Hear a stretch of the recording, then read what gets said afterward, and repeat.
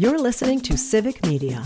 You can tune into any of our live shows on any radio station across the state with the Civic Media app. Find us in your phone's app store and listen anytime, anywhere. Good morning. I'm Matt Rothschild. Welcome to John and Gordy in the morning. The guys are off this morning, but they're back this afternoon. Do you have a law degree? From 2 to 5, all across the Civic Media Radio Network. You can catch them there. Yeah, that is one of the longest disclaimers I've ever heard. I cannot make heads or tails of that. You're listening to WMDX's station manager, Kathryn Lake. She and I will be with you this next 2 hours. Excited about the show. I am too. This should be really fun. And the weather is going to get worse and worse as we do it. And it's not great right now, actually. I mean, the 14 coming in from the south of Madison was fine, but the side roads are a little dicey, and Madison's side roads are still dicey. And maybe I'm crazy, but, you know, I've never lived in the south. Never. I've always lived in the Northeast. I did, but not true, L.A. for 2 years. But it's like a bad dream that I don't remember much of. I was going to say, better you than me. I'm not a big fan of L.A. That's why I came back to Madison. But I like driving in the winter. I'm good at it. I'm sorry. My dad was a very good driver. He taught me. He was a pilot. You're gonna learn how to drive in the winter. You turn into the curve if you're turning this way. I hate driving in the snow. I love it. I do not like it either. Really? No, I'm not a big fan. I don't know. And you have reason to recently. I can't wait to get my kid, my 15-year-old, soon to be 16, into the car at Easttown Mall parking lot and get her doing spins. We are going to go out there. I'm going to teach her how to control a vehicle on this snow. I taught my kids how to drive in the cemetery right near West High School. We're going to go through the cemetery here. They're already dead. You can't hurt anything. It's brilliant. That's where, and you have to make turns. Right. And you got to be respectful. But the roads are bad this morning. They're supposed to be worse starting at about 4 or 5 this afternoon, all through the night. So It's going to be snow, rain, mix of snow and rain, freezing rain, icy roads. Be careful out And when there. does it start? Let's see, today. I think here around 4 o'clock, 4 or 5 o'clock. Okay, so you got some time. Get up. And there was something last night. You'll be surprised. Your car is going to be covered if it's outdoors, and there's a little dusting on your driveways. Yeah, just to make things slick. Just to make things about a quarter of interesting. an inch. I had to do a little shovel this morning and scrape the windshield. So it's not pretty on the side roads. So. No. Even on the main roads, I know I went on the Beltline this morning, and it was also, it was a little dicey? A little dicey. A little dicey. Well, Dominic, you're going to have to keep us on track here because John and Gordy know how to do radio, as we know, because they're on 24 hours a day right now. Practically. On all the stations. So, but for now, Matt Rothschild is in the air chair. He's the boss today. I'm going to just help him keep on track with time. But you've got quite a show planned here. What are we having coming up here? Yeah, we got a terrific show this morning, so I'm very excited about it. And I hope you, the listener, I hope you're also excited about it. You can call us 608-879-8255. That's 608-879-8255. So, yeah, at 6:35, we've got Juliana Bennett. She is running for the Assembly in the 76th. That's this district here in Madison, a seat currently held by Francesca Hong, who's running for governor, as you know. Yes. And then at 7, we've got, right after the news, Dane County Executive Melissa Agard will She's be joining a favorite. I love Melissa Agard. I loved her when she was in the state Senate, and she's going to be with us for 20, 25 minutes there. And then at 7:35, Glenn Silber, famous here in Madison for making the documentary The War at Home about the uprising against the Vietnam War here in Madison. He's got a new documentary he's the co-producer of called The Baristas versus the Billionaires. And that's going to be playing at the Barrymore tonight at 7 o'clock and tomorrow night at 7 o'clock. For filing purposes, baristas versus billionaires, there not so go. much the baristas versus the, just in case we get it, chronologically in order. But it's the billionaires versus the baristas? Yes, it's baristas versus billionaires. And it's I can't wait. Now, I didn't know he was also the director of that very, like you said, famous film about the Vietnam War here in Madison. It was a big deal here. Yeah, and the movie opens, The War at Home, for those who haven't seen it. The War at Home. You should look it up and watch it. It starts with, Madison's the all-American city. It's the most pleasant place to be. And then, cut to the huge demonstrations against the war. You get to see Paul Soglin with his head broken open with a bandage on his head. Come on. Did you really? Yeah. This is at the Dow Chemical riots. And so... it's quite a story about the radicalization of this small town we call our own, Madison, Wisconsin. So Glenn Silber was the director of that movie, The War at Home. He is the co-producer of the current documentary about this fight at Starbucks. Yeah. In Buffalo, of all places, which was the first place to union organize a Starbucks. And the Starbucks workers still don't have a contract, though. To this date? Yeah. Really? And that's why just last week, Dom and I had here in the studio Allie Kerr, one of the Starbucks workers who's organized boycotts at the local Starbucks stores. So don't go to Starbucks. Okay, well, that's an interesting thing to say, but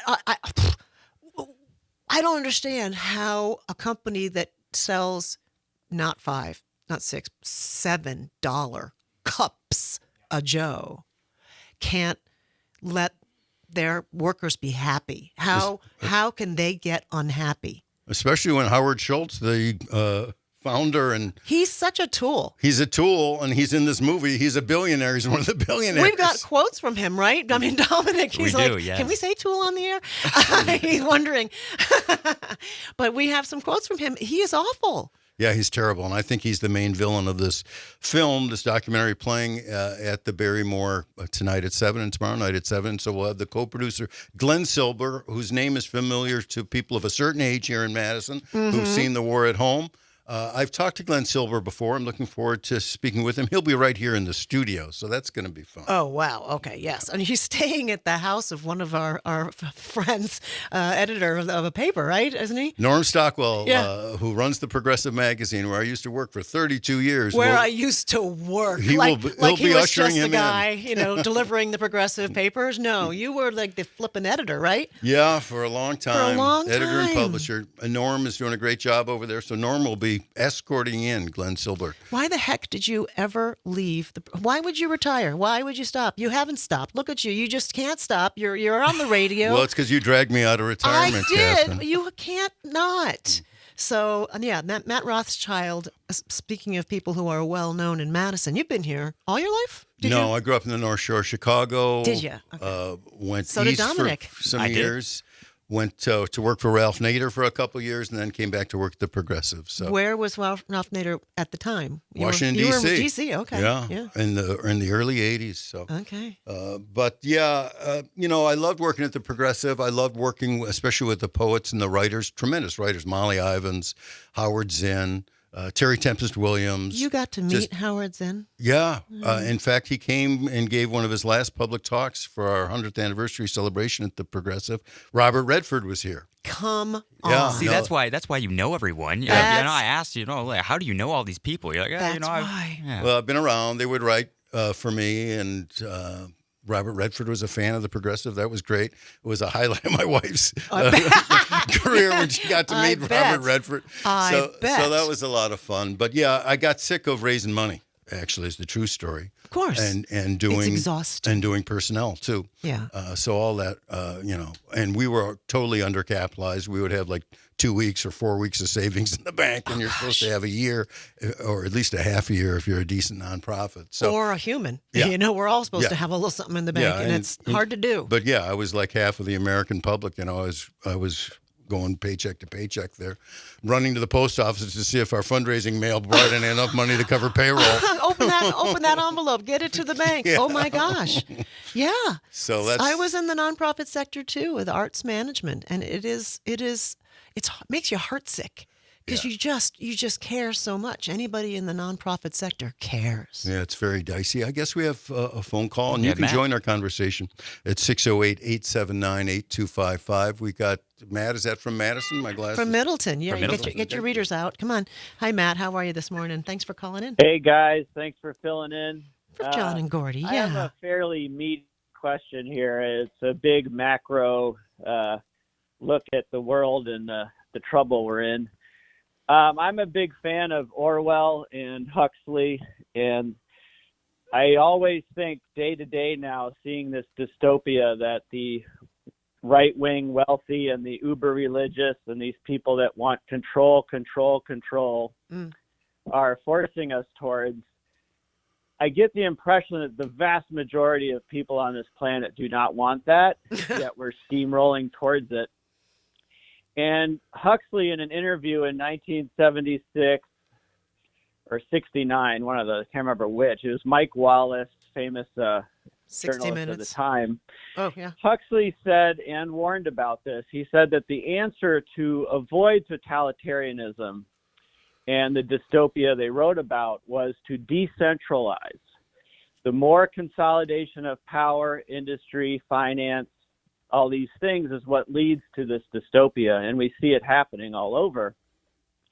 So my question to you guys is, do you think it's possible to create a new, localized, more human labor, more people making products locally to break away from the big Walmarts, the Amazons, like start a fresh economy where we boycott and ignore and fight against this dystopia? Because my impression is, like I said, most of us do not want this. And if you presented it to them and told them exactly what was happening, and now that they're seeing it, I think people would be on board with that. And I have seen stuff on PBS where certain areas of states have tried this, where they started sourcing the products and ingredients and things for their products within a state, or maybe the state next to them, and they kind of go more locally so they don't have to travel as far. And it does work. I'm sure. I'm sure, Matt. Thank you. Good thoughts and a great question. Yeah. I'm going to let you move on to the rest of your day, but I want that question to be centered in Matt's head for the next 2 hours. He's asked you to solve the world's problems. Matt, can you do it?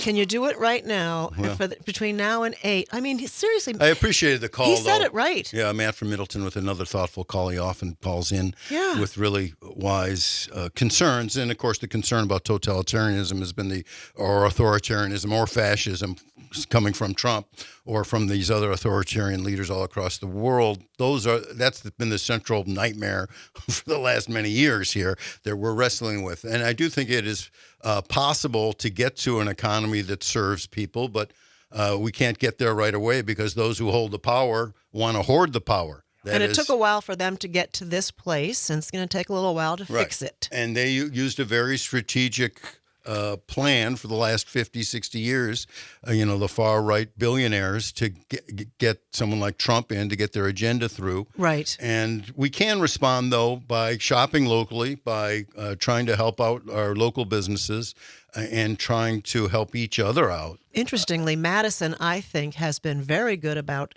that thought all along to this day. There is no Starbucks on State Street, as far as I know. No, there may be one because I think our person who was here was boycotting there. I think it's.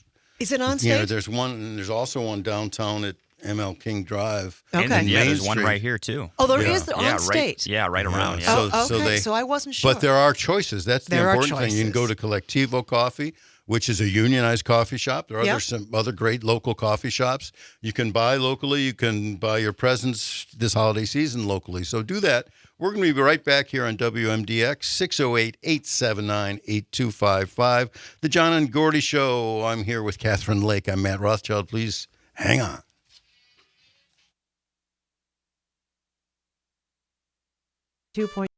You're listening to Civic Media. Stay up to date on the latest news and information for your local community and Wisconsin by signing up for our free email newsletter. Visit civicmedia.us/email to get started. That's hysterical.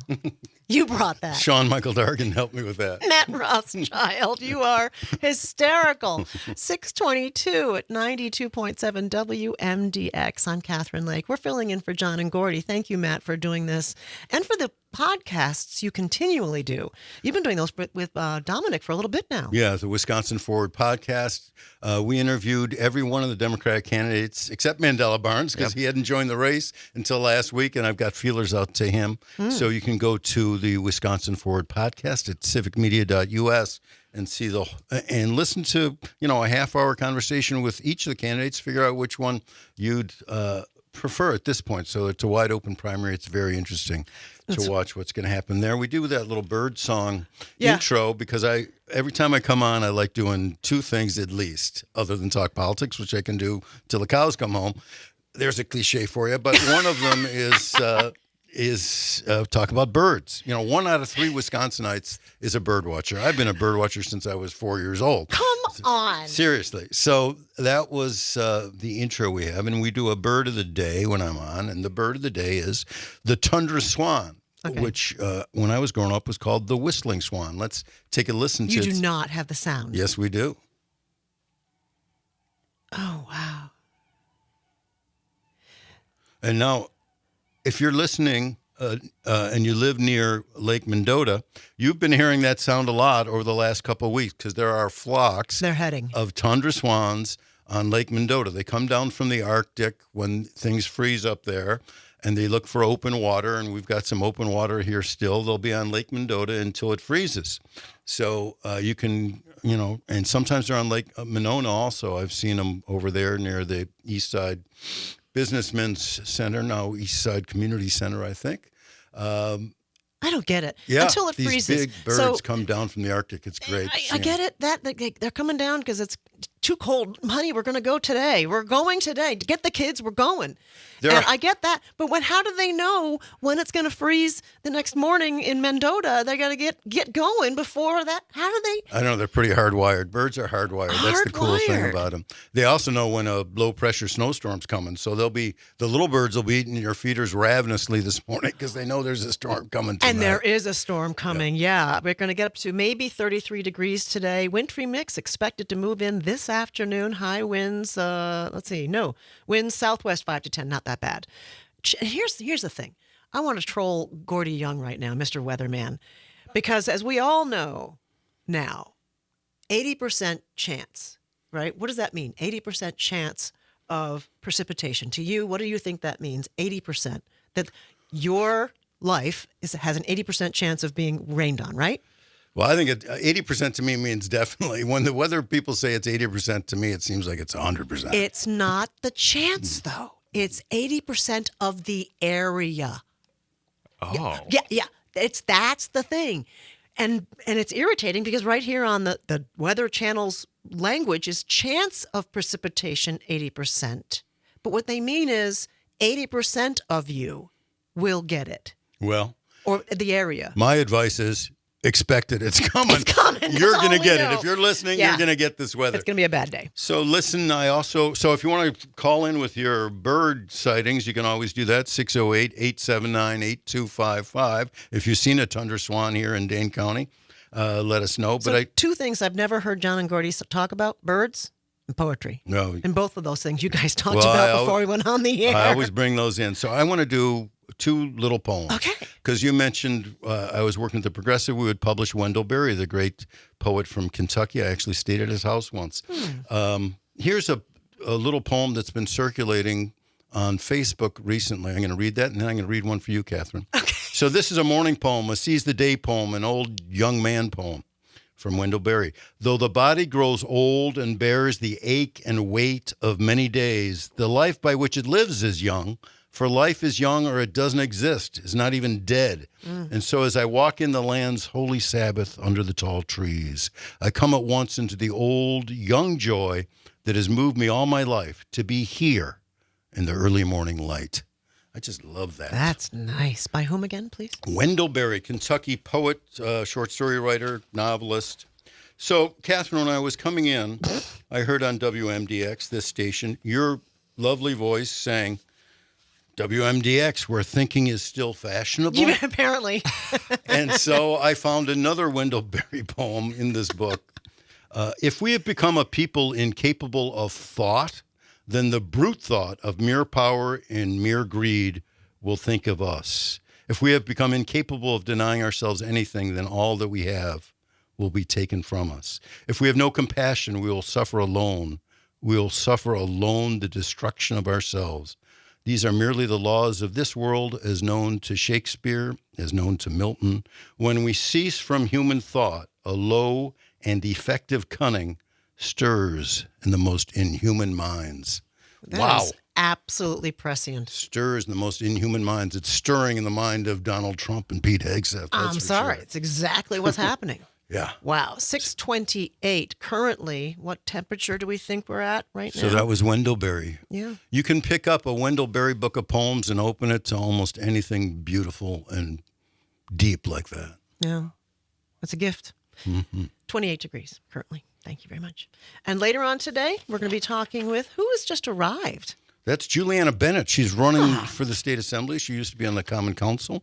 She's going to be speaking with us right after the bump, right after the news. So I'm looking forward to speaking with her and hearing about her race for the state assembly. That's going to be good. That's Matt Rothschild. I'm Kathryn Lake, just helping out with some clocks. That's it. That's all I'm here for. It's all Matt all day. Oh, don't undersell For now, I'm just saying. John and Gordy, of course, coming in this afternoon. But we'll do all of this coming right up. Stick with us. Good morning. 92.7 WMDX. My name is Kathryn Lake. Matt Rothschild is in the air chair this morning, subbing in for John and Gordy this morning. Having fun doing it. Oh, my gosh. You've been doing this for a while now, a couple of Tuesdays a month here, right? Yeah, I love doing it. I'm a morning person. Are you? This doesn't bother you getting up at 4? Yeah. Okay. 4's a little early. I'm usually up by 5:15. Usually anyway. Yeah, I go up, feed the birds, get a little granola, read the newspaper, get my wife some coffee. You said granola. That's how we get going. You're such a granola. Granola cruncher. You're such a granola cruncher. Don't wear Birkenstocks, but I do eat the granola. Good Lord. 24 degrees right now. It's 6:35 again. Matt Rothschild in the air chair. And Matt, introduce your guest. Let's get into it. Yeah. Juliana Bennett. Thrilled to have in the studio with us right now Juliana Bennett, former Madison Alder, running for the 76th Assembly seat, currently held by one Francesca Hong, who, as you know, is running for governor. Juliana Bennett, welcome to the show. Hello, thank you for having me. Kudos to you for being able to get up so early. I set at least 5 alarms. 5 alarms just to make sure you got out of bed. Starting at 4:30. You know, I don't set an alarm. That's the weird thing. You didn't? No, I never set alarms. You but almost left me hanging here? I've never overslept, though. I always get up. Really? And I'm neurotic, so I'll get up every 2 hours thinking, oh, my God, I'm a half hour late. I was definitely up my eyes opened at 1, 2, and 3. Yeah. Definitely. Yeah, I It's do ridiculous. Good for you. Oh, it's ridiculous. Anyway, But this is about you, Juliana. yes, Juliana. Juliana, tell us why you want to be in the state assembly. Yeah, well, look, so as you mentioned, I was a Madison Alder. But really, I'm just a normal human being that's 25 years old, one of the youngest people running for a state seat right now, and I'm very, very passionate about this work. I got my start at when I was 21 while I was a student activist at UW-Madison. And that was during the global racial uprising. There was COVID. And I was motivated to action by feeling a deep sense of anger and frustration with our system and not seeing our leaders step up to the plate. So that's why I first decided to run, and now here we are again. I will say, well, there's 3 things I want listeners to get away from. And the first is that the personal story I have for my why is about 3 years ago now, my dad experienced cardiac arrest. Wow. He had a 6% chance of living, survived, thanks to the healthcare workers at the Meriter and VA hospital. And at the time, I was a student. I was an alder. I just got a job at WIDA. And A little busy. Yeah, just a little bit. Yeah. Getting your life going. Dad has the nerve to get sick. Dad has the nerve to almost die. Yeah, and then you have Unbelievable. this crisis. Right. He survives, but the cost of his life came at the cost of an eviction. No. And a $500,000 medical bill. Wow. $500,000 for a heart attack. For a heart attack. Mm. Yeah. That's outrageous. That's amazing. Yes. I can't, that's a real number. Yeah. I'm looking right at you. Yeah. And this is what so many people deal with. This is why people go into bankruptcy, because of these healthcare bills or get evicted.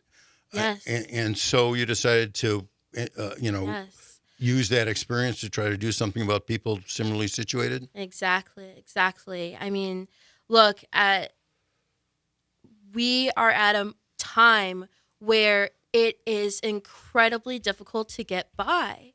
People are completely locked out of home ownership opportunities. The new average home buyer age is 56 years old. And it's brutal in Madison. It's horrible in But Madison. Juliana Bennett, running for state assembly. Running for state assembly. Juliana, this has always been the case. Buck up and just pull yourself up and just make it so. I mean, what's the deal? What's the problem? Why is half the country having such trouble? Well, pull yourself up by your bootstraps is a load of crap. Right? But that's what we're told since, That's what we're told. Yeah. Well, look, I currently work in the state assembly for State Representative Angelito Tenori, which is the second thing I wanted to get across, is that I have experience at both a local, state, and federal level. And what I've learned in that experience is that people in the building talk to lobbyists and mega corporations more than they talk to everyday people. Oh, come on. Really? That was your observation? Yeah. I mean, shocker there. Really? Also that 26-year-olds are running the country right now. And I don't know, Noah talks about that. Like, our country is run by these staffers that are all in their under 30. Yeah, I mean, that's awesome. That's true in Washington, D.C. too. And unless the elected official is really on the ball, they delegate so much of their responsibility to their staffers. We're all doing it. So the problem with not actually connecting with everyday people is that the policies and legislation that we see being put forward benefits these mega corporations. I mean, heck, look at the reason why data centers are coming here is because there's a tax incentive for them to do so. Wisconsin has a bigger tax incentive than most states or some states. Do you know about that? And I don't know if that's the case. Are we really trying to get data centers here? Well, it was kind of backroaded in, and we really haven't. It's data centers is an issue that we haven't legislated on, because it's all just coming for us with the boom of AI all at one time, but also we don't have an integrated resource plan or an IRP, which is a plan for our utilities. Hence, utility rates are going up, skyrocketing out of control. As a result of data centers every time. Well, it's data centers, but also the fact that we aren't encouraging the use of renewable energy over coal and gas. Mm-hmm. And plus, they're going to be sucking up just a ton of energy and water too. Exactly. These data centers. That's why there's a rebellion among local citizenry against these data centers. Yeah. But Juliana Bennett, you're talking about who runs the show in the state capitol, and it's always the people who can donate the most money. I mean, that's a campaign finance issue. So, Exactly. And the Republicans in the state legislature changed that law in 2015 so that corporations for the first time can donate directly to political parties. And so the super rich can, for the first time, give unlimited amounts to independent campaigns. So the sky's the limit right now. And the folks with money have more power than ever in there.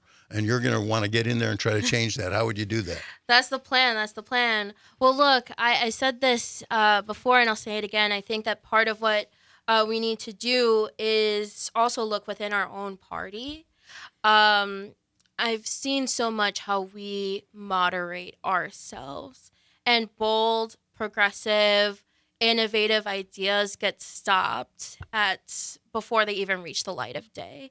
And I have experience on the council with actually doing legislation. I was behind the Madison Housing Forward Initiative and legalizing duplexes citywide, upzoning Madison to make sure that we bring in more affordable housing. And, local processes work really slow, as does the state. And so having that experiencing and bringing it to a state level will be beneficial. And I think the reason why I'm so excited to run for this seat, is because, as a Madisonian, I went to West. I couldn't imagine running anywhere else. And B, this seat is so important. We are a plus 80 Dem deep blue seat. And it is important for this person in the seat not just to be in it for the political theater, but to be someone that actually wants to take action. So you have actually stated that we're short about 200,000 affordable homes. Yes. How do you propose we fix that? I mean, my goodness, you can't just build them and say, this is a cheap house for you. How do we do this? Look, we are in a shortage of 200,000 affordable homes, and not just Madison, but like Wisconsin itself does not have a plan to get there. And first of all, yes, we do need to build more housing. That's just a fact of the matter. But also, while we're building housing, we should be building housing that is public housing and deep, permanent, affordable housing. That means utilizing our current financial structures that we have with the low-income housing tax credit program, which 2 out of 3 proposals for the low-income housing tax credit program get rejected. That's housing units that we could be putting online right now that would be deeply affordable that we are rejecting because we haven't increased the amount of tax credits that we give as a state. Furthermore, introducing a statewide community land trust program and really empowering local governments. I know that, as Madison, I have a lot to say about like how we can change our zoning practices, but we have tied local government's hands, and we should be allowing for more local control and beyond that. I mean, that's a big point, Juliana Bennett, because, Republicans used to say they were the party of local control. And as my friend Mike McCabe, who comes on John and Gordy show a lot, says actually they're the party that controls the locals. They've passed more than 200 bills, starting with Scott Walker, that curtailed local control. Yes, exactly. Juliana Bennett, running for state assembly here in Madison, former alder, Yes. right? Did you like being on the council? Oh, I loved it. What was it like for you? It was insightful. But no, it was cool because I was 21 years old at the time, and so I think going in I had a little bit of naivety about how slow our processes work, but also by the end of it I felt very well seasoned and respected by my colleagues, which I appreciate. I can see why. Juliana Bennett, I was at your website too. I appreciated the frankness that you use under healthcare. The first sentence you say, I don't even know if I can say this on the air, but our healthcare system is no good. You said, let's put it that way. Our healthcare system sucks. There it is. Your word. There you go. You said it. What would be the first thing you'd want to do on healthcare once you get to the state assembly? We need to expand Medicaid, period. We haven't done it. And the reason why we haven't done it is because of Republicans, and it's hurting Wisconsinites. We need to expand Medicaid. I mean, they won't even expand it for women who just have babies, and we're second only to one other state, Arkansas. Dude, that is so annoying. No, you know what's actually crazy? There's one person that is holding that up, and that is Robin Voss. Literally, almost Shocking. Every other member of the state assembly wants that. Shocking. Juliana Bennett is here. Can you have another minute or two? We just need to pay a couple bills, and then we'd like to finish up talking with you. Oh, yeah, please. Well, no, hopefully we'll make your bills a little cheaper. Okay. Yeah, she's got it. Giving us a Figured it discount. out. Yep. Matt Rothschild is in the air chair for John and Gordy. I'm Kathryn Lake. He's just helping out just a little bit. 6:48. Back in a sec. You're listening to Civic Media. Find the latest news, information, and archives of all your favorite shows on the Civic Media website, civicmedia.us. All right. Come on. That's pretty good. I Not sound bad. just like him, don't I? Kathryn Lake, I'm in here with Matt Rothschild, who is in for John and Gordy. They are going to be in this afternoon. We're getting kind of a rhythm going. They do 2 shows, Mondays and Fridays, Tuesday, Wednesday, Thursday. You never know what you're going to get. But thank goodness Matt has been here for a lot of the Tuesdays and maybe for the rest of the week as well. I don't even know. We got to figure it out eventually. But meanwhile, right now, we have Juliana Bennett here. She is running for State Assembly, 76th, right here in Madison. Here we are. Juliana, you write on your website about the need for criminal justice reform. What are some of your ideas in that field? Absolutely. So this is something very near and dear to my heart and why I ran in the first place. For criminal justice reform, look at our prisons. Our prisons are at 130% capacity. Yes. We have people incarcerated that do not even go outside at all, that don't even have windows. That's not healthy. No, it's awful. So clearly we need some reform there. And that takes place by having a reckoning that we do not necessarily need to lock more people up for more crimes for more time.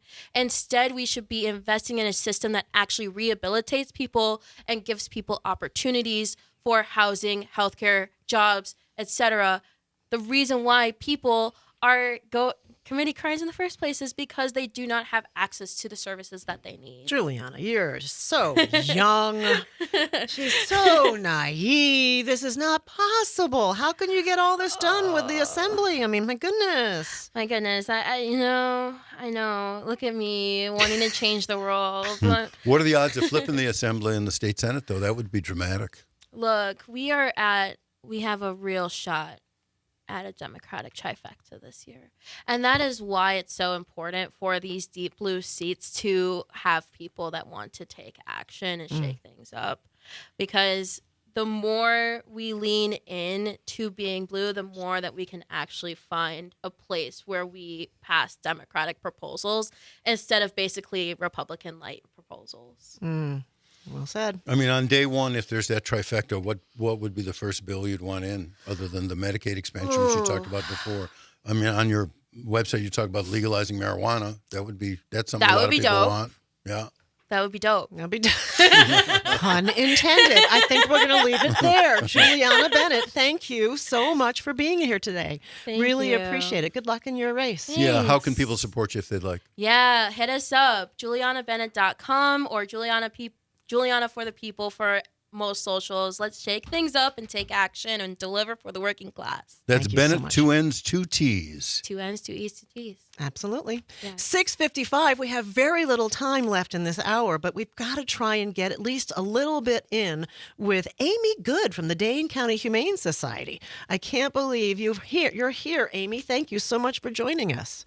Good morning. Good morning. So we are going to talk about, and you're the Director of Development and Marketing, aren't you? I am. Oh my gosh. So you're going to tell us you're going to market some wonderful animals. They are up on the screen. If you are able to look at, YouTube. And where else can they see these? John and Gordy YouTube, as well as the John and Gordy Facebook page. As well as the 92.7 WMDX Facebook page Very and good. YouTube. You'll see our silly mugs, but you'll also see Amy Good. And, the first floof. This one's called who? What is this one, This Amy? is Ginny, and she has quite a story. She's traveled pretty far to get to us. She originally came from China and was brought in by a local rescue. Come on. Several years ago. And unfortunately, her family moved out of the country, and she's now with us at the Humane Society looking for a home. She is adorable. Super cute. I think they believe she's a Shih Tzu and a Pekingese mix. But she's about 30 pounds. Yeah, she's medium sized. She's not teeny tiny. Yeah. Nope. So she's a good size. And, she's probably looking for a home where she's the only dog. Okay. And she's from China. Drinking water in the background. I apologize. How's her English? How's her English? I mean, she came from overseas. My goodness, she might need a little time. She knows, I think she's been here about 7 years. So I think she's picked up the language. She's pretty bilingual. Well. Yeah, good. Yeah. All right. So she's a sweetie, just probably needs to be no kids, no other dogs. All in the right. house. We'll take a look at that doggy with Gordy sometime soon, because I think that looks perfect. Oh, and this one. Oh my gosh. Tell us about Scout. So we don't see these very often, but this is a chinchilla. And we actually have 3 of them right now. They are so this one soft. Is Scout. So that's a rodent. That's a little bit bigger, about a pound. You've got a drinking dog near you. That is absolutely unmistakable sound of a drinking dog. Absolutely. That's my, and we have a cat too, because that's my life. Lapping it up. At the Humane Society, and some of them come home. Hilarious. Okay, Amy. So yes, this chinchilla. Go on. Yes. So they're kind of an interesting animal that people don't know a lot about, just because you don't see them very often. So they're nocturnal, mostly. So they sleep during the day. So if you work at home and don't want the noise, there you go. They're going to sleep all day. Okay. But they're really interesting animals. And this one's about 6, which these live a lot longer than like a guinea pig or a gerbil or a hamster. So they can live up to 20 years, which is pretty incredible. Chinchilla, a trio of chinchillas. Okay. And we have about 1 minute. So let's get through really quick this last one. What's the name? This is Iris. And she and many of her friends came to us last week from a home where somebody could no longer take little care black of them. kitty. Yeah. Yes. We have a lot of black kitties right now, including many in the room that Iris is in. It seems like a lot of her family were black. So she's an adult, not really sure exactly how old she is, but she's pretty sweet. All right, Amy. I'm so sorry. We hit the top of the hour hard. No so I'm going to worries. let it. Thank you so much. 3 great animals available at the Dane County Humane Society. Check them out when you get a chance. The national news cycle never stops, but it can be hard to find news about your local community. Civic Media is dedicated to providing quality local and state news coverage across Wisconsin. With the Civic Media app, you can get notifications about local stories that matter to you and your community. Find the free Civic Media app in your phone's app store and choose notifications from the menu to tell us what kind of news you want to hear about.